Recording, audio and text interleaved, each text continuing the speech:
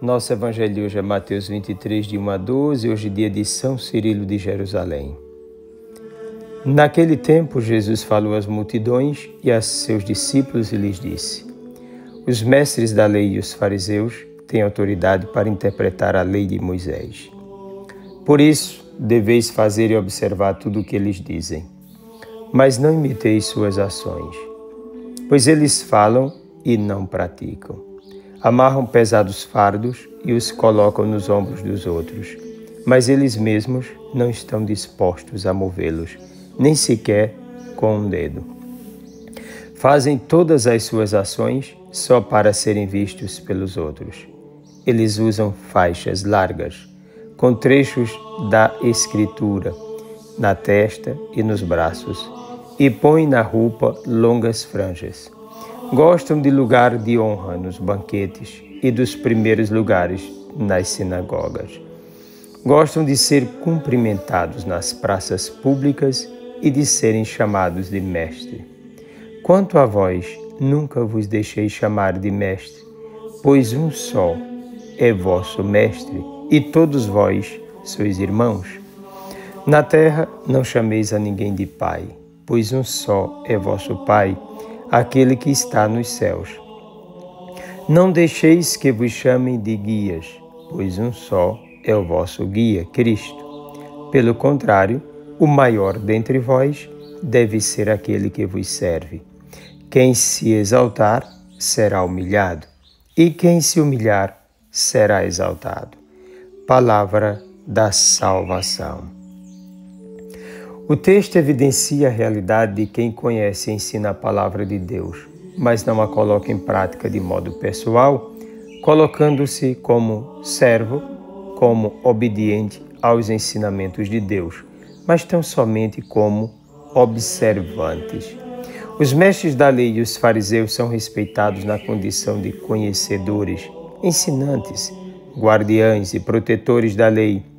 Por outro lado, pelo fato de não terem uma vida conforme aquilo que sabem, são tratados aqui como hipócritas, sepulcros caiados, homens conhecedores da verdade, mas também amantes de si mesmos, das honrarias, dos títulos honoríficos, dos primeiros lugares, das considerações puramente humanas e dos aplausos.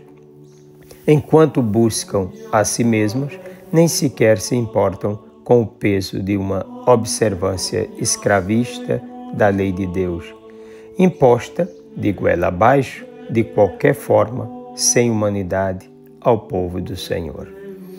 Eles são piores do que aqueles que no tempo atual se vestem como seus ídolos, marcando sua pele como figuras pagãs ou com figuras pagãs, adequando-se à realidade de fantasias, ilusões e deturpações da verdade, pois colocam a lei divina escrita em pergaminhos na testa, o que era normal para o contexto bíblico na oração matinal, mas indigno na condição como era usado pelos fariseus.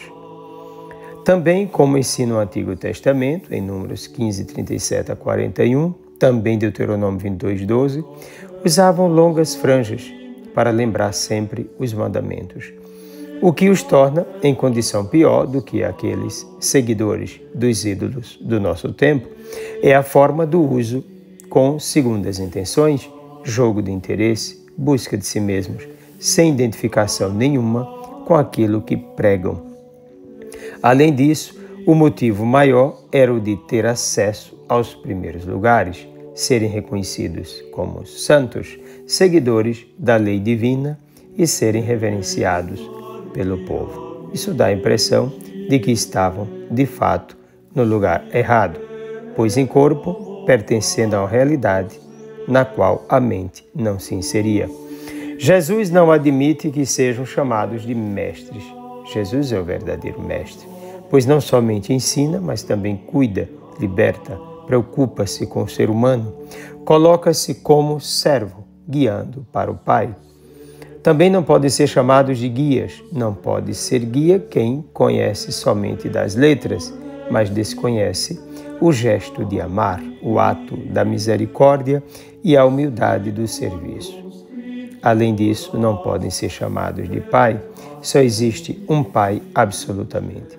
Mas todo aquele que foi chamado para cuidar dos filhos de Deus deve ser uma transparência do Pai, agir como o Pai. A paternidade terrena se encontra numa atitude de serviço por causa de Deus e em vista dele. Por quê?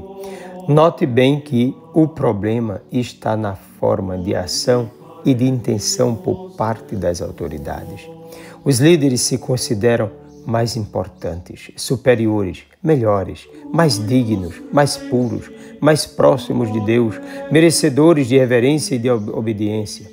Chamá-los de mestres, guias e pai é o mesmo que amaciar o ego de todos, reconhecer a própria submissão a eles e a própria indignidade, além de assumir ser realmente menor, menos importante, menos humano, menos amado por Deus.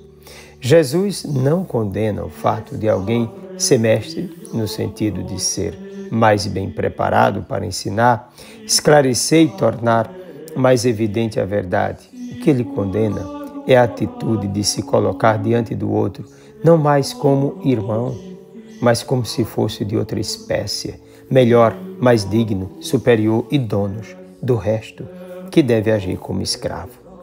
Para Jesus, toda e qualquer forma todo e qualquer relacionamento que leve em conta a vaidade pessoal em detrimento do outro, a busca de si mesmo e não serviço aos mais necessitados, a incompreensão da igualdade perante Deus é injusta, desumana e satânica. Tirando a relação de poder dominador, alguém é mestre porque ensina, é guia porque sabe o caminho e a meta, é pai porque, tendo a missão de mestre e guia, participa do ato criador de Deus num processo natural contínuo de educação para a comunhão com o Senhor.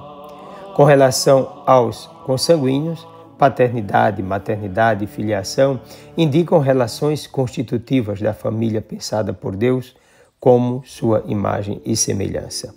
Antes de criar a família humana, Deus é a família divina, Pai, Filho e Espírito Santo. Por outro lado, não se deve cair no exagero de determinada heresia que não admite sequer chamar o genitor de pai. Assim fazem, por exemplo, os adventistas.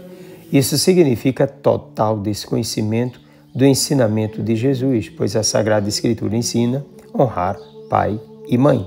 Êxodo 20, 12.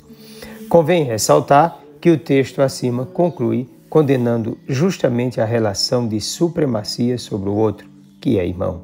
O maior dentre vós deve ser aquele que vos serve. Quem se exaltar será humilhado e quem se humilhar será exaltado. É a palavra de Jesus.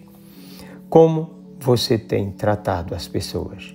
Tem considerado alguém mais desvalorizado do que você? Acha-se melhor do que alguns ou todo mundo? Já colocou sua condição de vida acima da dignidade do ser humano? Deseja que todos tenham olhos só para você? Deseja honras, aplausos e louvores? Não esqueça de uma coisa. O outro não é para ser colocado debaixo de nossos pés, mas tido como nosso superior, ao qual dedicamos nosso tempo e trabalho. Desça sobre ti a bênção do Deus Todo-Poderoso, Pai, Filho e Espírito Santo, um forte e carinhoso abraço.